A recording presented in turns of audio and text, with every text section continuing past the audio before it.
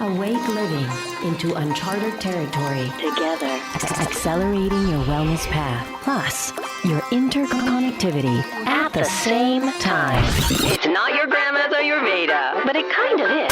It's the Yoga Healer Real Life Show with Cate Tillman.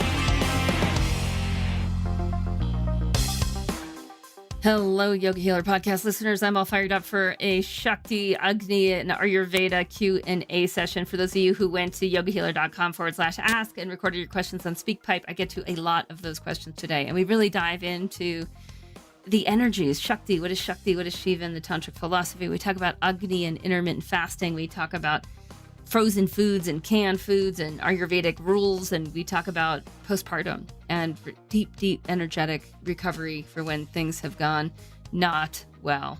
We also talk a lot about stress, like shifting from stressful living to easeful living, and what that's all about in terms of healing your energy body. All right, that's what we're going into. Here's the first question. Hi, Cate. This is Alyssa Sharp. My question's about Shakti. I've heard you talk a lot about it, and I've done some of my own research, but it's something I still don't quite understand, except for you've mentioned it's more of an attitude or energy of surrender as opposed to forcing something to happen. So if you could just talk a little bit more about Shakti, that would be great. Thank you. Hi, Alyssa. Thanks for asking the question of what is Shakti. So we have Shakti and we have Shiva. We have evolution and we have consciousness. We have energy and we have the ability to witness that energy, or that ability to observe the different movements, fluctuations, characters, qualities of energy. And so if we look at the system, there's a lot of different ways to see it. In many different philosophical traditions, you have the observer and the observed. So the observed would be Shakti and the observer would be Shiva. Or you have the ground of being, that would be Shiva, and you have the evolutionary impulse, and that would be Shakti. So we all know this stuff. There's nothing to learn here. There's just more of an turning awareness to just check it out. Like, what is the quality of your energy right now? Shakti is always there. It's always the energies of your physiology, of your mind, of your emotions, of your relations, of your intuition. All that is Shakti, and your awareness of observing that is Shiva. That's that power to observe. So this question, we're going to look through what you're asking and all the different questions, all the different Q&As today. So I'll just keep referring back to what is Shakti. As far as the attitude or the energy of surrender as opposed to forcing something, even a forcing energy can be Shakti, and a receiving, surrendering energy can be Shakti. It's all of that. In my experience, what we become more adept at is cooperation and cooperating with the energies that we have. So for instance, like I take cold showers to have a stimulating effect on my physiology. I feel more alive. I feel more awake. I feel more in touch. And that's just a way of working with the kind of energy, the kind of Shakti that I want to experience next. When we live in alignment with energy, what happens is we start to be able to experience more energy, and we have more power with how we then direct or use that energy. And that's, to me, where the yogic path goes, right? That's what the tantrics were devotees of discovering and talking about, is what happens when you cooperate, when you live in alignment, and when you use the opposites, and when you start to cultivate the kind of experience you want to have, which the higher level of development you are, becomes an experience that you want others to have. You want others to feel more connected. You want others to feel more in sync, more at ease, more relaxed, more aware, more conscious, making better choices. We become more concerned with the whole and having an impact, a positive impact on the whole, whatever that whole is, whether that's local community or whether that's, our planet, our sacred planet. All right, on to the next question. Hi, my name is Jo. My question is, if the white stuff we scrape off our tongue is armor, undigested stuff, is it possible to be completely rid of this toxic matter? If we have a lot of armor on our tongues and therefore through our bodies, Does this mean we're not digesting our food properly and that our digestive fire is not strong enough? I have a lot of stuff on my tongue each morning and it doesn't seem to change even if I practice what I feel is a very sattvic life. Thank you.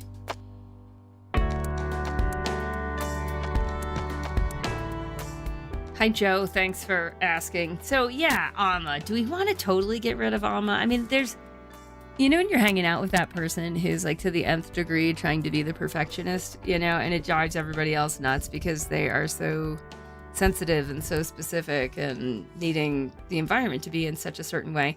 And to me, that's not really that's not the path. I would say we want to get rid of most of our Amma, but I wouldn't be obsessed about it. So if we have white stuff, I remember, it took years. It's really years for me to get rid of the like thick white stuff on my tongue. And partly the reason it took so long is the level of development I was at, the level of consciousness I was at, right? Where, for most of us, we live in a toxic food world. Most of us were raised on a standardized Western diet or a SAD diet, standard American diet, right? Most of us have a certain degree of non-whole foods in our diet, and whether that's like hybridized wheat products or hybridized, or like GMO corn products or like whatnot. Like, it's really hard to stay away from crap. So that's part of it.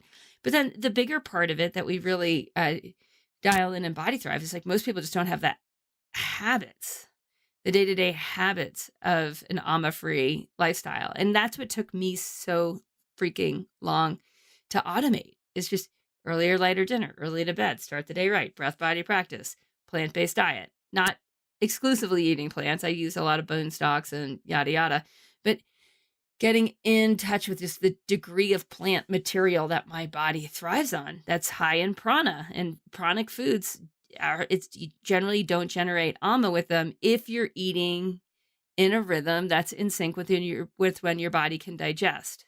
So you're right. Does that mean your body's not properly digesting food? Yes. And that your digestive fire is not strong enough? Maybe, but maybe not. Because say, for instance, you're just eating too late at night. Or say, for instance, you're eating too heavy at night after 4 p.m. You're eating, the majority of your food that day. Like, doesn't matter what you're eating, even if it's high prana, totally amazing, lots of incredible organic, biodynamic vegetables. If it's too late at night or you're eating too much of it, then your body's not going to be able to digest it because your digestive fire, your Agni, it's not a dominant time then. It's more dominant when the sun's highest in the sky. Our digestive fire is hottest in our bellies. And this can take some serious finagling. This is why in the Body Thrive course, we find it takes people a year to automate their habits. That's why we changed the program. So it's now like a year long. It's just based on like change takes time. We start to realize our habits are not our own. And if the habits that we have are generating Amma, because our family's eating at night, it's the biggest meal of the day and it's heavy and it has, whatever, pasta or bread or things that have hybridized wheat in them, or it has just too much fat, right? Like just the fat content of our dinner, too much protein. Protein content of our dinner is just too high. And our Agni's not there to meet we don't want to boost our metabolism. We want to cooperate with our metabolism. And the tricky part of this is that as we become more conscious, our metabolism becomes refined. We need less. And this is like the gorgeousness of how Shakti works. As Shiva Shakti is that relationship between consciousness and energy, as that moves to higher levels of interconnection and development and higher levels of consciousness, we find we simply need less to thrive. And isn't that fantastic? Everyone knows what it's like to go from like codependent to independent to interdependent. Like it's an awesome progression. We become less needy. We become thrivers. And so to get that, it's not about boosting your metabolism and it's not about being able to digest heavier foods later in the day, but that it's about cooperating with our physiology and respecting that our physiology is not our own. It's an end result of, millennia of hundreds of millions of years of evolution. And we didn't get to choose to be a primate versus a as opposed to like a canine. where canines can digest heavy protein meals, raw meat at any time of day. And then they just sleep for 20 hours and it totally works out for them. It's not our species. So when we get that, we start to cooperate with the energy, we cooperate with the Shakti. We're like, wow, check this out. I don't need as much food this year as I did last year, this decade as I did last decade. And we commit to this and we get to see like, wow, a decade from now, I'll probably need it even less. I'll need less stimulation. I'll need less just quantity in, and I'll really be much more honed into that which is of a very high, pure vibrational quality. I'll crave that. And when we wake up to that, we start to have an abundance of energy and time. We start to notice the ama disappears off our tongue. We start to notice that we really crave like just we crave a feeling inside of sukha, of clean, clear digestion, absorption, elimination, of circulation, a clean, clear flow of energy. We crave highly oxygenated blood, right? So we crave the chlorophyll, we crave hydration that keeps our blood oxygenated and fluid. We crave joint clarity where we don't have pain in our joints. And then we just start to notice like, wow, we eat a heavier, later dinner and like, I'm on the tongue the next morning. Joint pain returns really quickly. And we just feel sluggish and slow and not quite attuned. So I hope that helps. Oh, and you guys, if you're the Body Thrive book is on sale on Amazon right now. FYI, we're doing like a little pre-holiday price drop. Yoo-hoo! Hey Kate, I was hoping you could talk about the pranic value of frozen foods.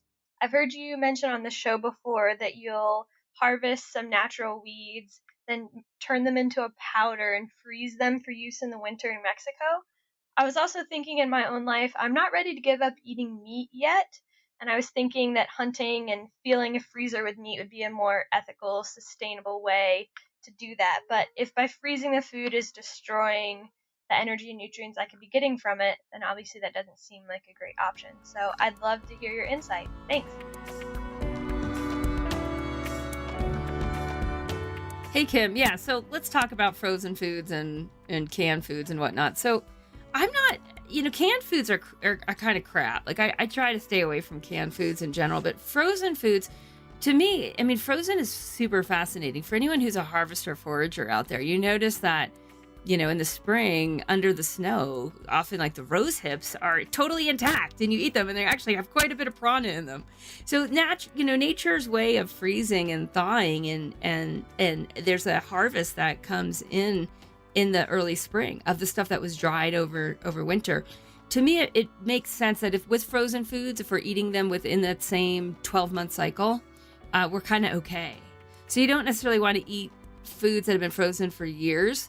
But I notice, especially if you are in your own foresting, harvesting, and then either dehydrating or freezing techniques, that you're going to feel so much more connected and you're going to feel the energy in the food.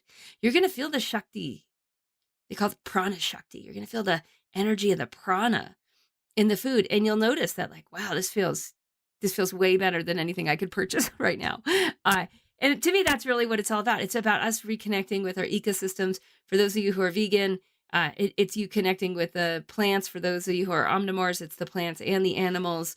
We notice that when people do, like hunters are really good at using organ meat and using all the different parts of the animal to thrive. And we notice that like, wow, more and more, we have great research that shows that eating organ meat, cooking bones down, eating bone marrow. Like if you're going to be an omnivore, like that's a big part of the game. And you start to realize that, wow, my body, like there's a lot of energy in those. And I'm much more connected to the animal. I'm much more connected to my own organs and my own physiology and wanting to have strong organ health. And we become less polluting to our own physiology. And we know that like the pollution blocks that sort of that pure, unadulterated experience of the prana Shakti. So have fun. Have fun out there in those wild woods and harvesting and putting food up, right? In the way that people have in the past. Now, as far as, canning goes, if you're doing homemade canned stuff and it works for you, I think, like go for that. A lot of the canned stuff I'm talking about is like those aluminum cans of tomato sauce and beans and things that buying in the grocery store. Like that we know is pretty toxic. All right, enough on that. All right, and just a quick announcement for those of you who want to be in my next Body Thrive group. We go through the holidays, and the reason we do this is because we want to actually up level. And when we're going against cultural patterns or family patterns, it's really good to have a field of support and a strong curriculum so that you can do this time of year in a much better way for you. And I'll enable yourself to align so that when you go into the new year, you're feeling like $1 million and you have the habits moving towards automation that you want to have. So you're feeling lighter, clearer, more grounded, more efficient. You have more time, more space, more energy because you're living in alignment with the Shakti. So if you want to apply, you can go to bodythrive.com/Cate-group and get in my group. Hi, Cate. I have a question for you. I just listened to your Focus on Fit, Not Thin webinar, and I've heard you talk a lot about intermittent fasting and other people as well. So my question is, what do you recommend for someone like me who is actually trying to gain weight? I'm underweight and trying to gain and having a hard time putting on weight, and I'm a vata. So I don't know if intermittent fasting is something that would be, I know it would probably be good to help my digestion, but I'm worried that it would make it even more difficult for me to gain weight, especially because I have to eat smaller meals because my digestion is not so good.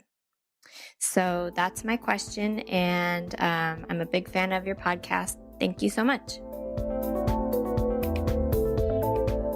Okay, so let's go next to a question on intermittent fasting. This is around for people who have high vata. So if anyone has a vata constitution, it means your body tends towards, your physiology tends towards dispersing energy.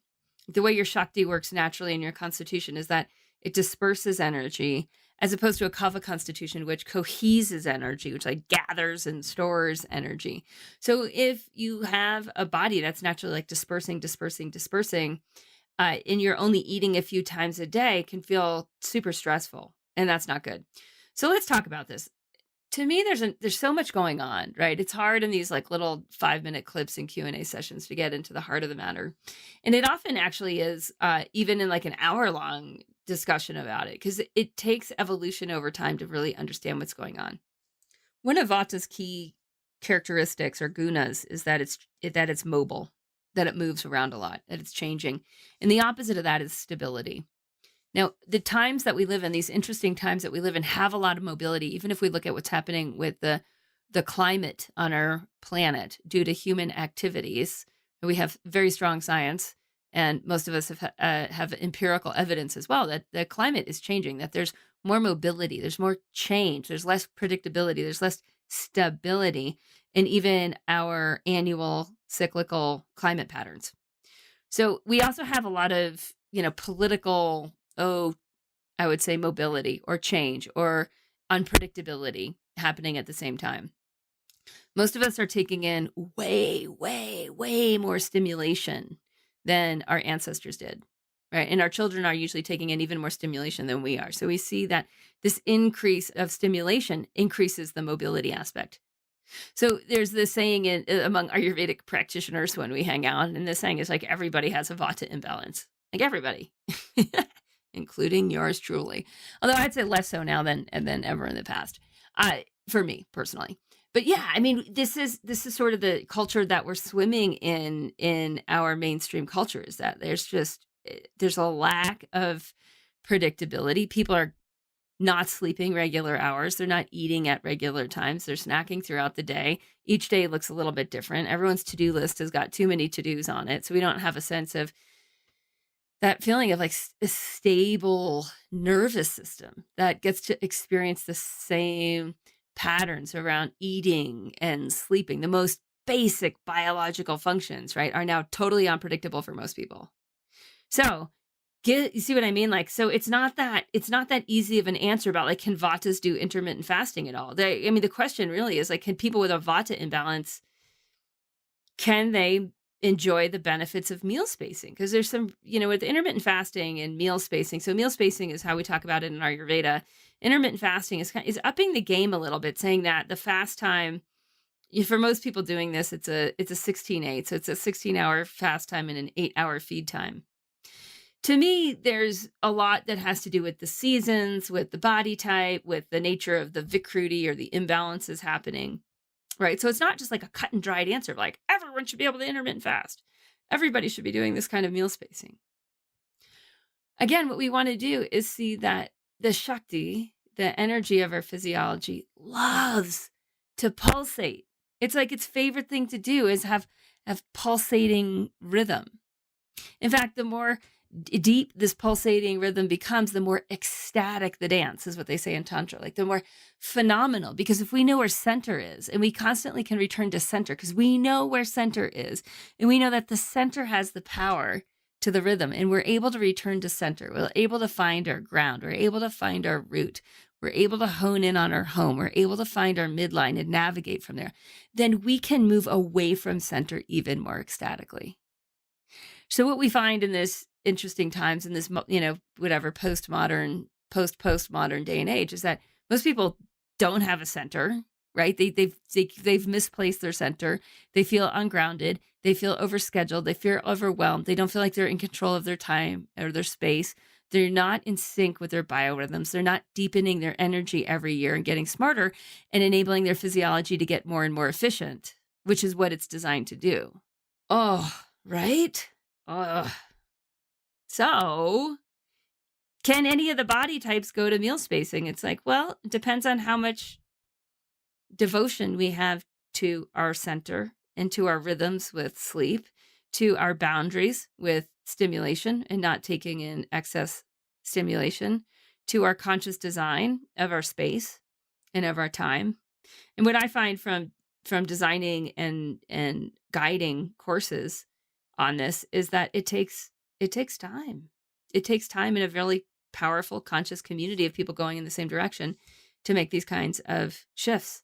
Or at least I know that's, how we can do it predictably when we're with the right people working on similar things and going in that direction who have similar values.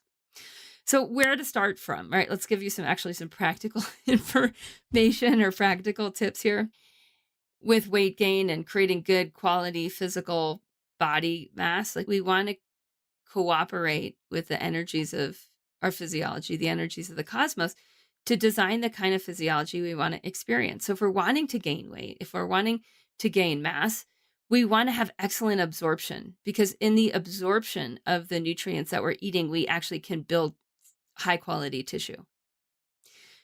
And so when we get to meal spacing, what happens is we're, instead of, snacking throughout the day, instead of eating on a sporadic schedule, we cooperate with, hey, when is digestion naturally strongest for my species? Can I start to attune to that? And in Ayurveda, it's the whole basis of improving digestion with Ayurveda is tune into that digestive fire. Your Agni is strongest in the middle of the day, that you have more bile in the middle of the day. So you just start to attune to that, just attuning to daylight hours, and then starting to eclipse eating outside of daylight hours. It's interesting. Anyone who's read Gandhi's Health Guide, I freaking love that book. It's an old one. Never hit the New York Times bestseller. And he was, he was an amazing saint, right? And he was an aesthetic. He was like a serious dude. And he ran a ton of experiments. We have a value in Awake Living called ABX, always be experimenting. And like, the dude was an ABXer for sure. He was always experimenting. And he learned some of these experiments actually from being in prison in South Africa. And he talks about how the prison had 2 rules. The prisoners had to prepare their own food. And one of the rules was they could not eat after sunset. Like, wow, that was probably pretty easy to keep your prisoners healthy, right? Because as soon as you optimize your digestion, your chances of getting sick they plummet. They fall through the floor. As soon as you have ama, your chances of getting sick go through the roof. And the best way to develop ama is eating a heavier later meal. So party on. They figured that one out. And the second thing was not adding a lot of spice, because this idea that spices excite the energies, right? Spices excite the emotions. So we get a lot more anger. And in a prison camp, you don't want a lot of angry people. So they had them minimize their spices, which really means they had to have fairly bland food. When you eat bland food, your chance of overeating plummets. It really does. Try it out. Don't add any spice or salt or pepper to your food and notice how you won't overeat. We take this and we see that there's a way. They weren't saying that none of the skinny prisoners who needed to gain weight couldn't eat after the sun went down. It was just across the board. When we have these kind of rhythms and we eat at the same time of day, we eat during daylight hours, we eat in a relaxed environment, we limit and we actually start to shift from a stress related experience to our space, to our time, and more to an easeful relationship, a refined, easeful relationship to our space and our time. Vata settles. And we're no longer like just running currents of dispersing energy through our nerves. So we're able to digest at deeper and deeper levels. We don't actually need as much, and we're able to eat less frequently. We're able to eat, even a Vata with that is learning this can eat 3 times a day in a relaxed environment and start to just cooperate with their digestion. Now, a Vata pacifying diet has more the qualities of warmth. It's mixed in one pot before it goes in the stomach. So the food is combined before it enters the body. It's moderately spiced and it's slightly oily, right? So we have in the one pot meal too, having a lot of moisture helps. So having like a soup or stew based consistency or khichdi, like a mung bean stew type consistency really helps. And what happens is when we are wasting less energy trying to move more nutrients through and digest and absorb, the body can do more with what it's got. And within that efficiency, the body can build really strong quality tissue. And then we don't have to worry about weight loss or weight gain. It's more of we're just in right relationship. I want to say too, because this came up in the Yogi Detox call, the closing call we had, and I just want to shout out, like we had over 300 Yogi Detoxers. I had a blast with you guys. I had a great detox and I really enjoyed being with you. The next detox, we're going to have a Vision Quest option. I'm so excited to develop that. I'll tell you more about why that whole Vision Quest came about, because me and my husband went on a Vision Quest the last weekend of the Yogi Detox. This question came up of weight loss and fearing weight loss. And we have a lot of resources in the Yogi Detox library that talk about digesting ama. And how when we digest ama in our physiology, we do lose the weight, but we lose the ama. And then when the digestive fire rekindles, when it returns, it's able to burn more clear and more strong. So we're able to build a new level of quality in our tissue. So we're less worried about the number on the scale, and we're more in tune with our strength, our power, and our ability to make a lot out of a little. And to me, that's really what this is all about. All right. And there were some other questions about intermittent fasting I just want to touch on. Should kids be intermittent fasting? No, they shouldn't, but they should be meal spacing, which is kind of the same thing. It's just kid style, right? So looking at the body types of kids is also really important in the activity level. Many of you know my daughter is now almost 10. And she's a gymnast in training. So she's training 12 hours a week. So her calorie intake, as soon as she bumped up levels in training, her calorie intake increased and she went to 4 meals a day instead of 3 meals a day. She was fine on 3 meals a day until she was all of a sudden just working out at that next level. And so she eats breakfast at 7:30, lunch at probably 11:30. She eats before she goes to the gym at 3. And then she eats when she comes home from the gym at 7:30. She has no ama. We check her tongue regularly. She has very good energy and very balanced emotions. Figuring out the meal schedule is huge. Now, notice she does not have a snack after school. She eats a meal. So I bring actually a fairly protein-rich meal in and the after-school meal. And that's huge. I love Dr. John Douillard's book on this, The Perfect Health for Kids. And he talks a lot about giving kids real food when they get home from school, giving them a meal and just taking snack food out of the equation. He and I did a podcast last fall on, it was about a year ago, on if you just Google Yoga Healer Douillard, Douillard kids, it'll pop right up. And we talked about just, how to get in this habit so that your kids are super stable emotionally, so that you get the real nutrients into them in a time when they're actually hungry, and that you just get rid of all the snack food, because kids don't need snacks. They don't need snacks. Snacks are not so good. All right. I think that's about it on intermittent fasting. Like, I don't get hung up on it, you guys. Just cooperate with your physiology and notice. Just start to notice fasting times and feeding times and efficiencies. Notice, are you increasing your efficiencies and your physiological efficiencies season by season, trip around the sun by trip around the sun? And if you are cooperating with Shakti, you feel great, you have high quality tissue of your body, muscle tissue, bone tissue, nerve tissue.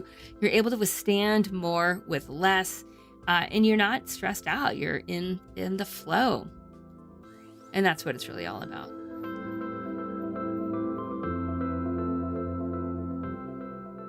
Hi, Cate. It's Alyssa Sharp. My question is about postpartum.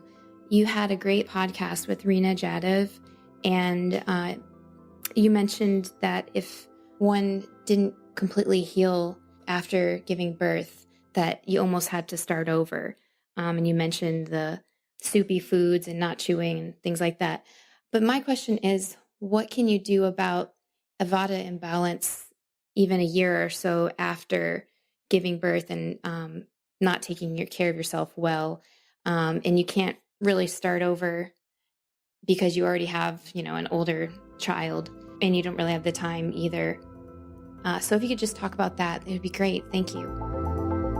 All right. Last but not least, another question from Alyssa about postpartum. And she's mentioning this podcast with Reena Jadhav. To Google that, it's Jadhav. If you Google that and menopause or women, it should come right up. That was a super fun episode. It was just super packed. So this whole idea that if what happens when the energy gets out of balance, and if we go back to Shiva Shakti, there's a concept in Ayurveda called Tarpaka Kapha, and Kapha, like we talked about it earlier in this episode, is the energy of cohesion. It's also, curiously, it's in charge of memory. It's in charge of like tracking what has happened to you on every level, on all levels, even on the ancestral level. It keeps the records. And it's cool, isn't that? Like the energy that coheses, that brings things together, is the record keeper. So if on record is that after the baby was born, the baby got all that love and attention and energy, and the mother got stressed out, right? Then that's on record. I have a criminal record. And, those things don't go away. Well, like, that's kind of how it is with Tarpaka Kapha. Don't worry, I didn't do anything horrible or anything like that. It just was very immature in certain aspects of my life early on. All right. So anyways, enough about me. It's on record, right? And so how do we, and the cool thing about it's not on record in a bad way. It's just on a record. Like if there's a groove there and you don't go back and like fill in the groove, you're going to have bumps in your road. So that's all, that's all we want to do. And if we're realizing, we talked in that episode a lot about like the thyroid disorders with women that happen when they don't have a solid postpartum. And then 3 years down the line, all of a sudden they have a thyroid imbalance and they're starting to not really put 2 and 2 together because their practitioners don't often help them put 2 and 2 together. But in an Ayurvedic perspective, I know from years of practice of just seeing like, so what, just asking that question. So like, what happened postpartum? Were you nourished? Were you nurtured? Were people taking care of you so you could take care of your baby? And, in 10 cases out of 10, the woman would say no, because that's not part of our culture. Our culture has a vata imbalance. Our culture doesn't understand how to nourish a postpartum mother. And because of that, then our mothers have deep-seated vata imbalances. And the Shakti, the deep energy, that honing in on the home is harder and harder to do. And the easier it is to get distracted and the easier it is to try to find like the quick fix and all that. So I don't want to make it sound like it's hard to fill in the groove. It's not. It's really not. I mean, in the Living Ayurveda course, we start with, can you create a healing space in your home? It doesn't have to be a big deal at all. It can be a little corner. It can be a place that that healing energy is able to gather, that you sit there, that you lie there, that you maybe do a restorative yoga pose there, that you may meditate there, that you might do self-massage there, that you just start to create a little nest for your energetic home and your energetic healing. And in that healing, it starts to fill in that groove and you start to make better choices immediately. You spend a little time in your little healing space and then you're like, I think I just need to take a bath and go to bed. Or I think I just want some warm soup for dinner. And you start to realize how you were overcomplicating your life. You were overcomplicating your family rhythm. And you stop doing that. And you start undercomplicating your life and undercomplicating your family rhythm. And you start to experience deep nourishment and deep rest. And you're giving yourself that back, that healing energy that was not gifted to you postpartum. And you bring it back. I have a course on, I feel like I'm saying on this episode, like I have a course for everything. I do. Everything that's really important. No, I don't. But mamabirthing.com, there's a bunch of free tip sheets, and there's a course I created. It's like forever old. I need to redo it, but it's still got this super quality content of just teaching women how to create a support team for themselves postpartum, how to line up your support. You have to train your people, because they don't know. They don't know. They think you're supposed to have your body back in 6 weeks and lose the baby fat and like, oh my God, all this BS. They don't get that they should be taking care of you so you can take care of the baby, and then you'll end up taking care of everyone better in the future anyways. And that's how it works. That's how functional Shakti in family works. That's what the energy wants to do when it can find the center, when it can come back to home. All right, y'all, that's all I have to say today. I love these Q&As. If you want to ask me questions, try to be succinct and say your name and where you're from and what your question is. You can refer to other episodes. I think that's super fun. It lets me know what you're listening to. And that's at yogahealer.com/ask. Anyone who listens a lot and wants to do a little something, show a little love back, go to iTunes. It's kind of a pain in the neck. But if you go into iTunes and you type in Yoga Healer, all one word, into the podcast section, and you rate the show and leave some feedback, we read the feedback. I really appreciate it. And it helps other people find this show. There's over 300,000 podcasts right now on the internet, more every day. And so it's harder for people to find the show unless we rate it. So that's just a little behind the scenes. All right, sending massive love to the community, to the tribe. I hope some of you end up in my Body Thrive course. And if you do, I can't wait to find out exactly how I can help you get to where you want to go. Namaste and have a great day.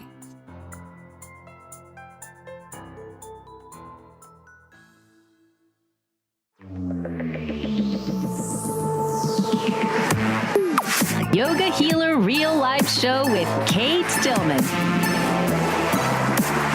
Yoga Healer.